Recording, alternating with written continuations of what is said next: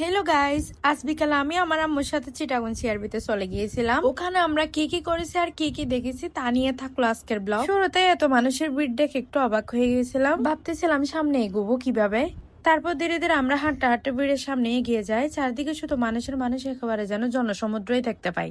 এখানে দেখলাম হাঁটার পথে অনেক ছোট ছোট স্টল চোখে পড়ছে। বিরিয়ানি, আলু চিপস, লেবুর শরবত, আনারস, বৈশাখী হাত পাকা মিষ্টি, আরো অনেক ধরনের জিনিসই দেখতে পেলাম, যা সবকিছু আমার ক্যামেরায় দেখানো সম্ভব হয়নি। এখানে একটা ছোট অনুষ্ঠানও দেখতে পাই, তবে সেখানেও ছিল প্রচুর ভিড়। সেখানে কিছু ছোট ছোট ভাই বোনদের গান গাইতে দেখলাম। আমরা আবার বাসায় ফেরার জন্য রওনা দিই, কিন্তু ফেরার সময় দেখি একই ভিড়। মনে হচ্ছিল চিটাগং শহরের অর্ধেক মানুষই আছে আরবিতে, কারণ সব জায়গায় প্রচুর মানুষের ভিড় ছিল।